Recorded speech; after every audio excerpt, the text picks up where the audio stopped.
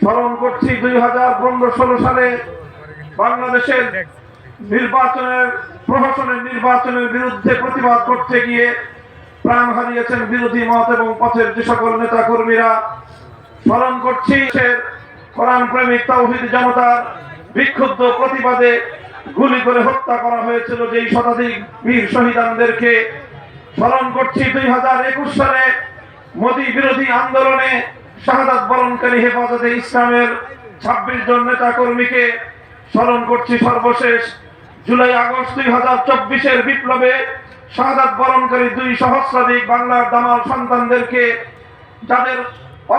যাদের ত্যাগ, কোরবানি এবং শাহাদাতের রক্তের বিনিময়ে বাংলাদেশ ফ্যাসিবাদ মুক্ত হয়েছে এবং বাংলাদেশ নতুনভাবে তার স্বাধীনতা ফিরে পেয়েছে এবং বাংলাদেশে ইসলামী বিপ্লবের পরিবেশ তৈরি হয়েছে। সংগ্রামী সাথী ও বন্ধুগণ, আমরা ব্যর্থহীন ভাষায় বলতে চাই, বাংলাদেশের মানুষ ঐতিহাসিকভাবেই এদেশের মাটিকে মুক্ত করার জন্য, আধিপত্যবাদী শক্তির হাত থেকে দেশের জনগণকে মুক্ত করার জন্য, সাম্রাজ্যবাদী শক্তিকে দমন করার জন্য অনেক সংগ্রাম করেছে, অনেক লড়াই করেছে। এদেশের মানুষ অনেক রক্ত দিয়েছে। কিন্তু একটি দুর্ভাগ্যজনক বিষয় হলো বারবার বাংলার মানুষ প্রতারিত হয়েছে। 1947 সালে দেশ বিভাগের মাধ্যমে মুসলমানদের জন্য যেই ভূখণ্ড অর্জিত হয়েছিল, সেই ভূখণ্ডে আল্লাহর কোরআনের শাসন কায়েম করবার প্রতিশ্রুতি দিয়েও 24 বছর পর্যন্ত জাতির সঙ্গে বিশ্বাসঘাতকতা, গাদ্দারি করেছিল পশ্চিম পাকিস্তানের স্বৈর শাসকেরা। 1971 সালে জালিমের বিরুদ্ধে মজলুমের লড়াইয়ের কথা বলে বাংলার জনতা যখন 9 মাসের মুক্তির সংগ্রাম করল, সেই মুক্তিযুদ্ধে বিজয় অর্জন করবার পর যেখানে 1971-এর 25শে মার্চ থেকে 16 ডিসেম্বর পর্যন্ত আপনার সমস্যা কি? কখনো কোনদিন বাংলাদেশে না এসে লন্ডন থেকে নয়াদিল্লি হয়ে ভারতের তৎকালীন প্রধানমন্ত্রী শ্রীমতী ইন্দিরা গান্ধীর প্রেসক্রিপশন অনুযায়ী 72-এর সংবিধানে বাংলাদেশের স্বাধীনতার চেতনা পরিপন্থী ধর্মনিরপেক্ষ মতবাদকে অন্তর্ভুক্ত করে মুক্তি সংগ্রামকে, মুক্তিযুদ্ধের সঙ্গে তিনি বিশ্বাসঘাতকতা করেছেন। সংগ্রামী সাথী ও বন্ধুগণ, এভাবেই 71-এর মুক্তিযুদ্ধের বিরুদ্ধে 72-এর সংবিধানের মধ্য দিয়ে নতুন চেতনা দাঁড় করানো হয়েছে। আর এভাবেই বাংলাদেশের মানুষ আরেকবার বঞ্চিত হয়েছে। 71-এর স্বাধীনতার চেতনা হাইজ্যাক হয়ে তার স্থলাভিষিক্ত হয়েছে 72-এর চেতনা। এভাবেই 50 বছর পর্যন্ত বাংলাদেশের মানুষকে 71-এর নামে 72-এর চেতনা গেলাবার চেষ্টা করা হয়েছে। যখন এদেশের মানুষ সেই নকল এবং ভেজাল আওয়ামী দুঃশাসনের চেতনাকে, বাকশালী চেতনাকে প্রতিহত করবার চেষ্টা করেছে, তখন এদেশের মানুষের বিরুদ্ধে স্বৈরাচারী ফ্যাসিবাদী সরকার নানা ধরনের জঙ্গিবাদী, রাজাকার ইত্যাদি ত্যাগ দিয়ে তাদের এই আন্দোলনকে, তাদের দেশপ্রেমী এই সংগ্রামকে দমন করবার চেষ্টা করেছে।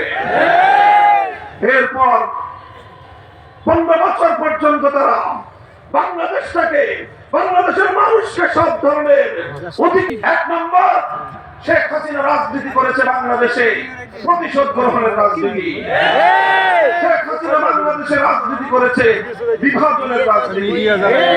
1975 সালে তার বাবা শেখ মুজিবুর রহমান সাহেব যখন 72 থেকে 75 সাল পর্যন্ত 30,000 বাংলার যুবক জনতাকে মায়ের কোল থেকে কেড়ে নিয়ে হত্যা করেছিল এবং বাকশাল কায়েম করে সকল মত এবং পথকে রুদ্ধ করে দেওয়ার একদলীয় স্বৈরতন্ত্র কায়েম করেছিল, তার প্রতিহিংসা এবং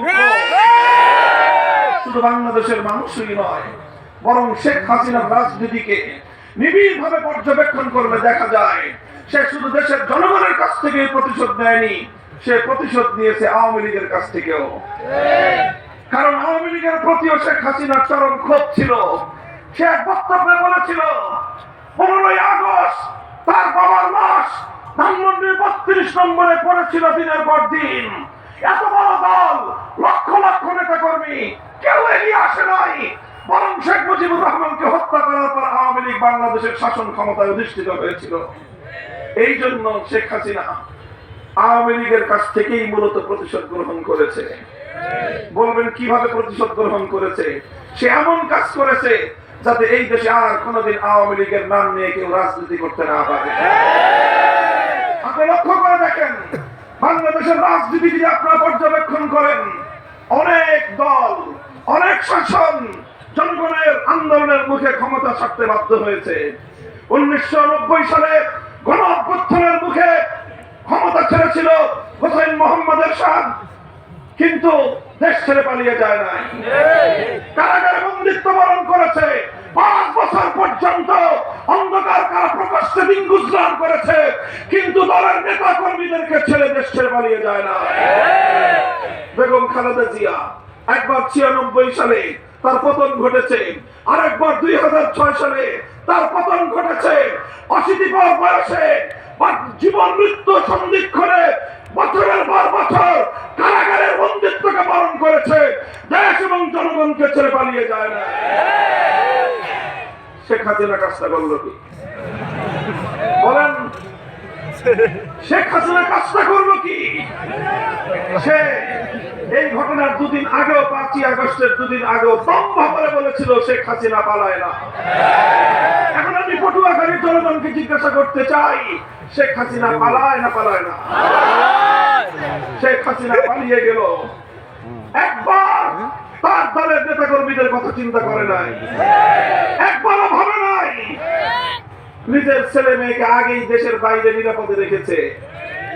ছিল একটা বোন, ওই বোনটাকে বগল দাবা করে 14টা লাগেজ ভর্তি করে যা কিছু আগে চুরি করে পাচার করার তত করেছেই, অবশিষ্ট যা ছিল সব লাগেজের মধ্যে ভরে হেলিকপ্টারে করে উড়াল দিয়ে যাদের পারপাস সার্ভ করার জন্য, যেই দেশের কৃতদাসী হিসেবে 15 বছর পর্যন্ত বাংলাদেশটাকে শোষণ করেছে, তাদের কোলে গিয়ে আশ্রয় নিয়েছে।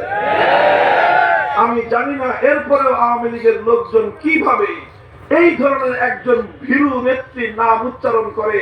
লজ্জা থাকা দরকার। শুধু বাংলাদেশ নয়, এই সাবকন্টিনেন্টাল ভারতীয় উপমহাদেশে 100 বছরের মধ্যে শেখ হাসিনার মতো এমন ভীরু নেতৃত্ব কোন নেতার অস্তিত্ব খুঁজে পাওয়া যাবে না। সে শুধু এটাই আওয়ামী লীগের কাছ থেকেই শুধু প্রতিশোধ নেয় নাই, দেশের জনগণের কাছ থেকে প্রতিশোধ নিয়েছে। আর আওয়ামী লীগের 12টা বাজিয়ে গেছে, এমন কাণ্ড ঘটিয়েছে এই দেশে আর কোনদিন কেউ আওয়ামী লীগের নাম নিয়ে মাথা উঁচু করে রাজনীতি করতে পারে না। লজ্জা হওয়া দরকার। তোমার নেত্রী যদি জনগণকে ভালোবাসতো, দলকে ভালোবাসতো, দলের নেতা কর্মীদেরকে যদি ভালোবাসতো, হোসেন মোহাম্মদ এরশাদ, বেগম খালেদা জিয়ার মতো অন্তত কারাবরণ করত, দেশ ছেড়ে পালিয়ে যেত না।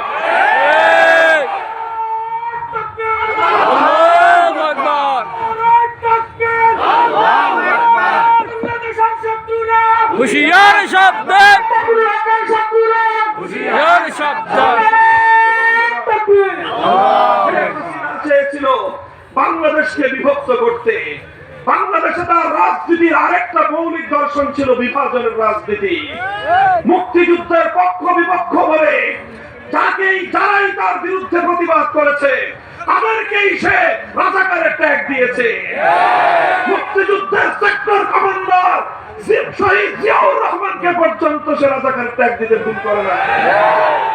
অর্থাৎ তার নীতি ছিল শেখ হাসিনার পক্ষে থাকলে মুক্তিযোদ্ধা, শেখ হাসিনার প্রতিবাদ করলেই রাজাকার। এই রাজাকারি খেলতে খেলতে খেলতে খেলতে যখন এদেশের 4 কোটি ছাত্র জনতা তাদের ন্যায্য অধিকারের দাবি নিয়ে রাজপথে নামলো, তারা বলল মেধার মূল্যায়ন চাই। শেখ হাসিনা 4 কোটি ছাত্র জনতার বুকের উপর লাঞ্ছনার আঘাত করে গোটা ছাত্র জনতাকে রাজাকারের বাচ্চা বলে গালি দিয়েছিল। যেদিন স্বৈরাচারী শেখ হাসিনা 4 কোটি ছাত্র জনতাকে রাজাকারের বাচ্চা বলে উপহাস করেছিল, গালি দিয়েছিল, সেদিনই তার ভাগ্য নির্ধারিত হয়ে গিয়েছিল। সেদিন আমার বাংলার তামাম ছাত্র জনতা বাংলাদেশের প্রতিটি শিক্ষাঙ্গন থেকে রাতের গভীরে স্লোগান উচ্চারণ করেছিল, তুমি কে আমি কে। শেখ হাসিনার রাজাকারি খেলা শেষ। এদেশের মানুষ তখন তারা বলল, ছাত্ররা বলল, অধিকার চাইতে গেলে যদি রাজাকার হওয়া লাগে, দেশের উন্নয়নের কথা বললে যদি রাজাকার হওয়া লাগে, ফ্যাসিবাদের বিরুদ্ধে কথা বললে যদি রাজাকার হওয়া লাগে, যদি ভারতীয় আধিপত্যবাদের বিরুদ্ধে সংগ্রাম করলে যদি রাজাকার হওয়া লাগে, দেশকে ভালোবাসলে যদি রাজাকার হওয়া লাগে, তাহলে গোটা বাংলাদেশ রাজাকার।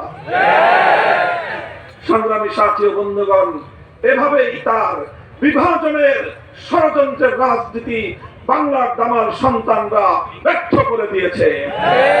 সংগ্রামী সাথী ও বন্ধুগণ, 47 সাল 71-এর বিজয়ে সেই তিক্ত অভিজ্ঞতা থেকে আজ আমি বলতে চাই, অতীতের বিজয়গুলোকে বারবার ষড়যন্ত্রকারীরা ছিনতাই করেছে, বিজয়ের লক্ষ্য এবং উদ্দেশ্য ব্যাহত হয়েছে। সুতরাং 24 আগস্টের বিপ্লবের সেনানায়কদেরকে বলি, এবারের বিপ্লব ব্যর্থ হতে দেওয়া যাবে না।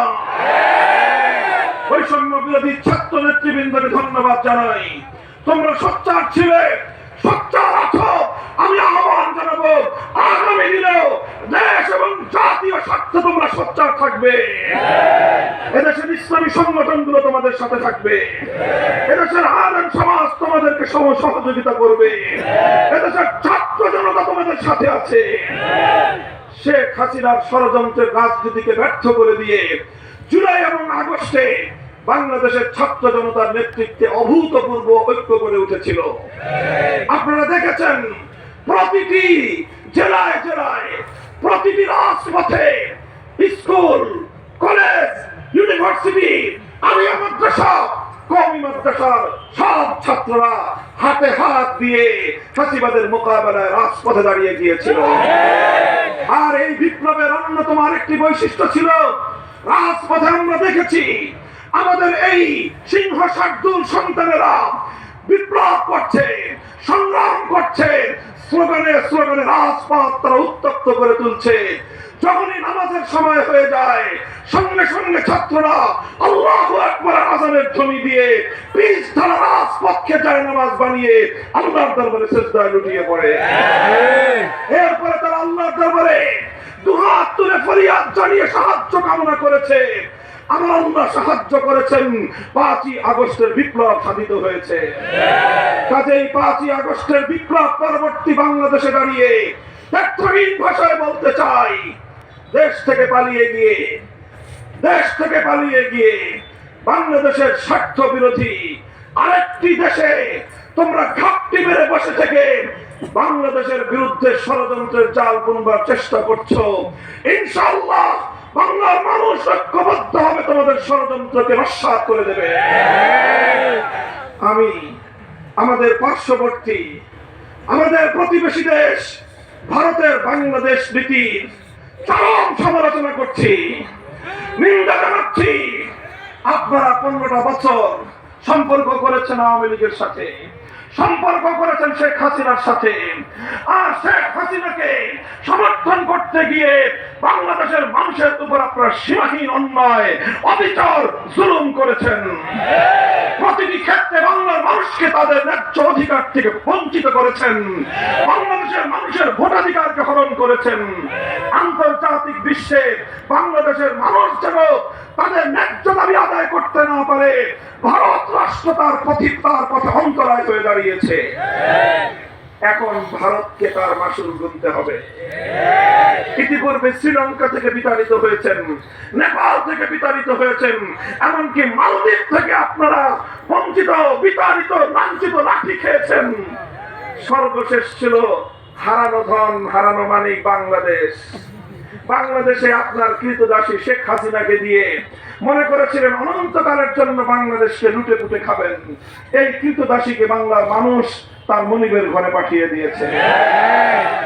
আগামী দিনে আপনারা বাংলাদেশ নীতি পরিবর্তন করুন, আমার দেশের সঙ্গে সম্মানজনক আচরণ করবেন, আমাদের সঙ্গে সৌজন্যতা রক্ষা করে আপনাদের পররাষ্ট্রনীতিকে নির্ধারণ করবেন।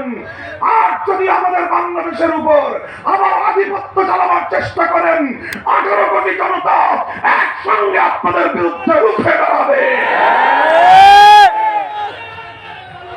অন্তর্বর্তীকালীন সরকারকে ধন্যবাদ জানাই। ভারতীয় আধিপত্যবাদের বিরুদ্ধে জাতীয় ঐক্য গড়ে তুলবার জন্য ঐতিহাসিক পদক্ষেপ গ্রহণ করেছে।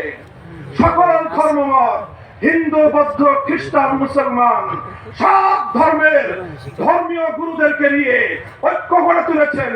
সকল রাজনৈতিক দলগুলোকে ডেকে ঐক্যবদ্ধ করেছেন।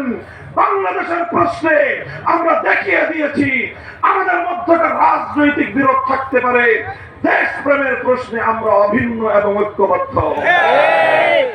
তবে সেই সঙ্গে আমরা আরেকটা কথা বলতে চাই, ভারতীয় আধিপত্যবাদকে বাংলাদেশে শুধুমাত্র একটি আন্দোলনের মাধ্যমে রুখে দেওয়া সম্ভব নয়, বরং ভারতীয় আধিপত্যের প্রতিটি ছিদ্রপথকে চিরদিনের জন্য বন্ধ করে দিতে হবে। বাংলাদেশে ভারতীয় আধিপত্যবাদের বিরুদ্ধে যে সকল প্রতিরোধ ব্যূহগুলো রয়েছে সেগুলোকে শক্তিশালী করতে হবে, পুনর্নির্মাণ করতে হবে। সংবিধানে বিসমিল্লাহির রহমানির রহিম অন্তর্ভুক্ত রয়েছে। খবরদার এই বিসমিল্লাহর দিকে কেউ যেন রক্তচক্ষু দিয়ে তাকাবার চেষ্টা না করে। সংবিধানে, বাংলাদেশের সংবিধানে আল্লাহর উপর অবিচল আস্থা এবং বিশ্বাসের যে কথা ছিল সেটাকে আবার অন্তর্ভুক্ত করতে হবে। বাংলাদেশে রাষ্ট্র ধর্ম ইসলাম রয়েছে।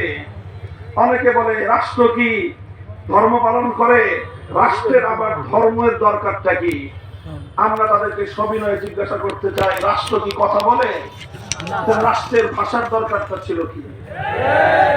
52 সালে আমার ভাইয়েরা বুকের রক্ত দিয়ে রাষ্ট্র ভাষা বাংলাকে রক্ষা করেছিল। রাষ্ট্র কথাও বলে না, রাষ্ট্র নামাজও পড়ে না। রাষ্ট্র কথা না বললে যদি ভাষার দরকার হয়, নামাজ না বললেও রাষ্ট্রের ধর্মের প্রয়োজন রয়েছে। তাদের যেই যুক্তিতে বাংলা ভাষা রাষ্ট্র ভাষা হয়েছে, একই যুক্তিতে ইসলাম বাংলাদেশের রাষ্ট্র ধর্ম হয়েছে।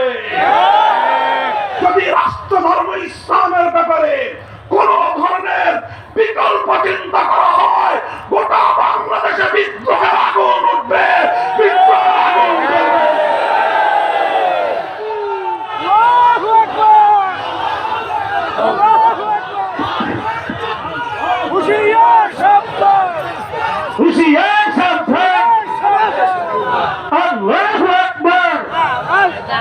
সংগ্রামী সাথী ও বন্ধুগণ, কাজে আমি সংবিধানের এই 3টি বিষয় গুরুত্বের সঙ্গে এগুলো বিবেচনায় রাখার জন্য উদাত্ত আহ্বান জানাচ্ছি। 4র্থ বিষয় হলো, বাংলাদেশের মানুষ কখনোই রাষ্ট্র রাজনীতি কোন জায়গায় ধর্মনিরপেক্ষ মতবাদকে মনোপ্রাণে মেনে নেয়নি।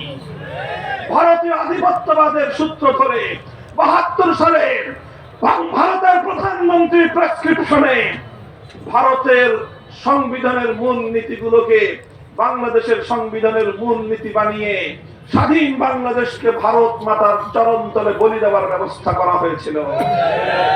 সেই ধর্মনিরপেক্ষ মতবাদ সংবিধান থেকে উৎখাত করে শহীদ প্রেসিডেন্ট জিয়াউর রহমান সাহেব সংবিধানে আল্লাহর উপর অবিচল আস্থা এবং বিশ্বাস অন্তর্ভুক্ত করেছিলেন। এখন দেখি বিএনপির কিছু লোক আবার এটার জন্য মায়া কান্না কাঁদে। তোমরা কোন বিএনপি করো? জিয়াউর রহমান সাহেবের বিএনপি না অন্য কোন বিএনপি করো? আগে নিজেদের পরিচয়কে নির্ধারণ করো। কাজেই সংবিধানে আল্লাহর উপর অবিচল আস্থা এবং বিশ্বাস এখানে আবার পুরো অন্তর্ভুক্ত করতে হবে।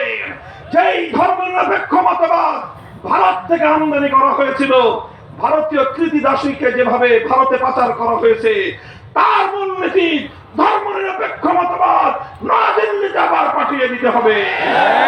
বাংলাদেশের সংবিধানে ধর্মনিরপেক্ষ মতবাদ থাকতে পারে না, থাকতে দেওয়া হবে না।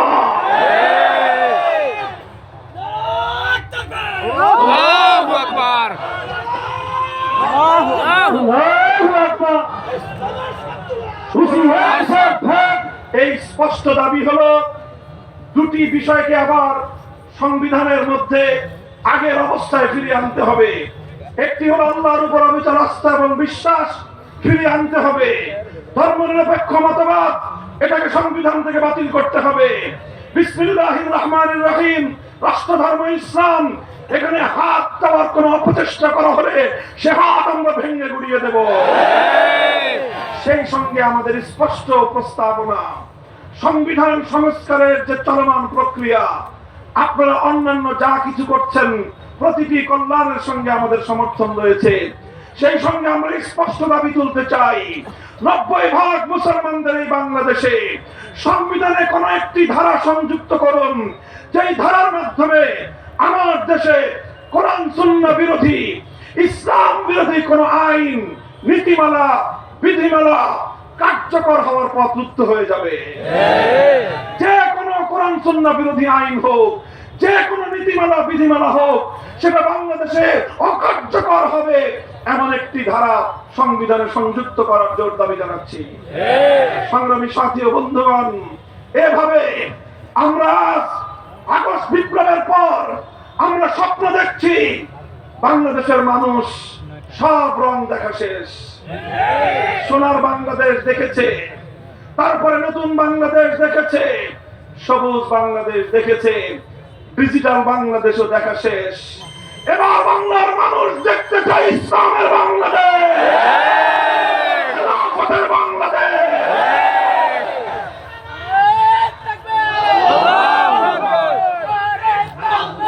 ইসলামী খেলাফত, আগামীর বাংলাদেশ, ইসলামের বাংলাদেশ, বীর বাংলাদেশ, আগামীর বাংলাদেশ, ইসলামের বাংলাদেশ, হয়তো খেলাফত, হয়তো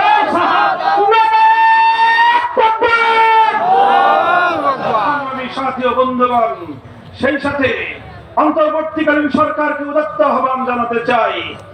এই যে হত্যাকাণ্ডগুলো সংগঠিত হয়েছে, 2009 সালের পিলখানার হত্যাকাণ্ড, 2013 সালের শাপলা গণহত্যা, 2021 সালের মোদী বিরোধী আন্দোলনের হত্যাকাণ্ড, 2024 সালের ফ্যাসিবাদ বিরোধী আন্দোলনের 2000-এর বেশি ছাত্র জনতার গণহত্যা, প্রতিটি গণহত্যার বিচার করতে হবে। এই হত্যাকাণ্ডের যারা খলনায়ক নায়িকা, শেখ হাসিনাকে ধরে এনে তার খুনি মন্ত্রিসভার প্রতিটি সদস্য, প্রশাসনের সকল খুনিদেরকে আইনের হাতে সোপর্দ করে যথাযথ বিচার নিশ্চিত করতে হবে। বাংলাদেশ থেকে পাচারকৃত হাজার হাজার বলা যায় না, এখন লক্ষ লক্ষ কোটি টাকা, এগুলো আবার সারা পৃথিবী থেকে গুছিয়ে কিভাবে ফিরিয়ে আনবেন, ডক্টর ইউনূস সাহেব সেই উদ্যোগ গ্রহণ করুন। সকল পাচারকৃত টাকা ফিরিয়ে এনে দেশের উন্নয়ন, জনগণের কল্যাণে এগুলোকে নিয়োগ করার, বিনিয়োগ করার, ব্যবহার করার উদ্যোগ গ্রহণ করুন। আমাদের সমর্থন আপনার সঙ্গে থাকবে।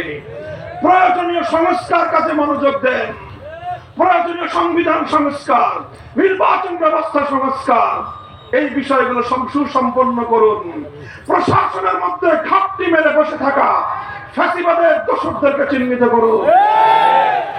এই ফ্যাসিবাদের দোষর যারা রয়েছে, তারা প্রশাসনে ঘাপটি মেরে বসে থেকে এখনো বাংলাদেশের বিরুদ্ধে ষড়যন্ত্র অব্যাহত রেখেছে। তাই আজ এখনো বাংলাদেশের সচিবালয়ে রহস্যজনক অগ্নিকাণ্ড সংগঠিত হয়। বাংলাদেশকে ব্যর্থ করবার জন্য এখনো ইসকন তৎপরতা চালায়। এখনো আমার বাংলাদেশে চট্টগ্রামে সরকারি আইনজীবী শহীদ সাইফুল ইসলাম আলিফকে নির্মমভাবে আদালত চত্বরে জবাই করে হত্যা হতে হয়। আমরা বুঝি এর মাধ্যমে বাংলাদেশকে অস্থিতিশীল করবার পায়তারা চালানো হচ্ছে। ইনশাআল্লাহ এদেশের আলেম সমাজ, বাংলাদেশ খেলাফত মজলিসের নেতা কর্মীরা, হেফাজতে ইসলামের নেতা কর্মীরা অতীতেও যেরকম আমরা নির্ঘুম বাংলাদেশের জন্য পাহারাদারি করেছি, আগামী দিনেও বাংলাদেশের স্বাধীনতা, বাংলাদেশের অখণ্ডতাকে অক্ষুণ্ণ রাখার জন্য যা করতে হয় আমরা তাই করতে প্রস্তুত থাকবো ইনশাআল্লাহ।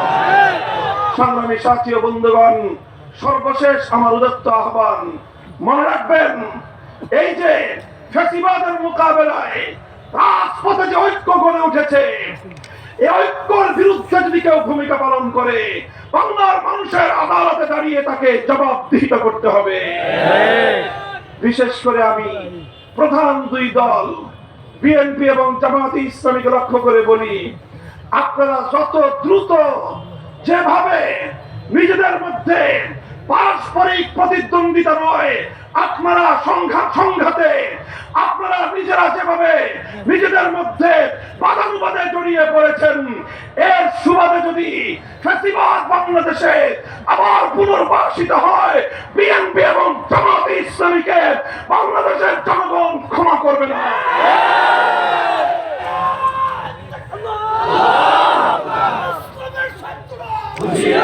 বাংলাদেশকে রক্ষা করার জন্য, বিদেশি আধিপত্যবাদকে রুখে দেওয়ার জন্য, ফ্যাসিবাদী অপশক্তিকে মোকাবেলা করবার জন্য রাজপথে গড়ে ওঠা এই ঐক্য আরো দীর্ঘদিন সংহত সমুন্নত রাখতে হবে। এজন্য ইনশাআল্লাহ বাংলাদেশ খেলাফত মজলিস ঐতিহাসিক ভূমিকা পালন করবে। আপনারা প্রতিটি জায়গায় জায়গায়, প্রতিটি জেলায় জেলায়, প্রতিটি এলাকায় এলাকায় ফ্যাসিবাদ বিরোধী রাজপথের ঐক্যের প্রতিনিধিত্ব করবার জন্য নিজেদেরকে প্রস্তুত করুন। অন্তর্বর্তীকালীন সরকারকে বলবো, একটি নিরপেক্ষ নির্বাচনী একটি সুষ্ঠু এবং সকলের অংশগ্রহণের একটি নির্বাচনের জন্য আপনারা মাঠ প্রস্তুত করতে থাকুন এবং প্রশাসনকে সুন্দরভাবে ঢেলে সাজান। প্রয়োজনে নতুন লোক রিক্রুট করুন, নতুন জনশক্তিকে আপনারা নিয়োগ দিন। ফ্যাসিবাদের দোসরদের মুক্ত বাংলাদেশে একটি নিরপেক্ষ দেশপ্রেমিক প্রশাসন দেখতে চাই আমরা। সংগ্রামী সাথী ও বন্ধুগণ, সব কথার শেষ কথা হলো এই, যত তন্ত্র মন্ত্র যাই হোক না কেন, যদি চূড়ান্ত ভাবে বৈষম্যহীন সমাজ গড়তে চাও, পূর্ণাঙ্গ ইনসাফ ভিত্তিক সমাজ যদি গড়তে চাও, কোন তন্ত্র দিয়ে, কোন মন্ত্র দিয়ে হবে না।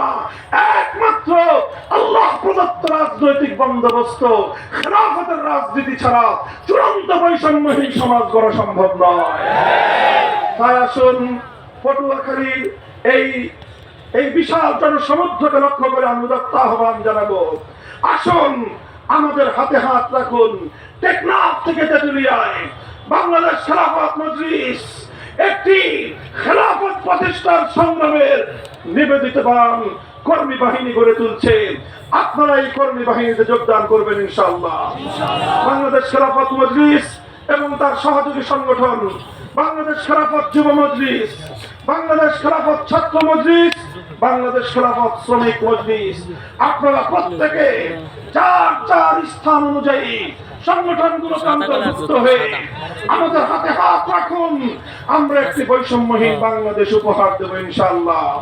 বাংলাদেশকে সকল আধিপত্যবাদী শক্তির হাত থেকে মুক্ত রাখার জন্য আমরা রাজপথে প্রতিরোধ সংগ্রাম গড়ে তুলব ইনশাআল্লাহ। প্রস্তুত থাকবেন তো আপনারা? বৃহত্তর ইসলামী ঐক্য করবার জন্য বাংলাদেশে সকল ইসলামী সংগঠনগুলোর সাথে আমরা আমাদের আন্তঃযোগাযোগকে আরো শক্তিশালী করব। আমরা বিশ্বাস করি বাংলাদেশের স্বাধীনতা এবং ইসলাম এক সূত্রে গাঁথা। এজন্য বাংলাদেশে যদি ইসলাম বিপন্ন হয়, স্বাধীনতা বিপন্ন হবে। যারা বাংলাদেশে ইসলামের শত্রু, তারাই বাংলাদেশের স্বাধীনতার শত্রু। তাই ইসলামী সংগঠনগুলোকে আরো দায়িত্বশীল ভূমিকা রাখতে হবে। এজন্য ইসলামী সংগঠনগুলোর নেতৃবৃন্দের প্রতি আমাদের উদাত্ত আহ্বান থাকবে। আমরা খুঁটিনাটি মতবিরোধ এবং শাখাগত মতবিরোধকে পিছনে ফেলে বৃহত্তর দেশ জাতি ইসলামের স্বার্থ রক্ষায় হাতে হাত রেখে ইস্পাত কঠিন ঐক্য গড়ে তুলব। সকল ষড়যন্ত্র ব্যর্থ হয়ে যাবে।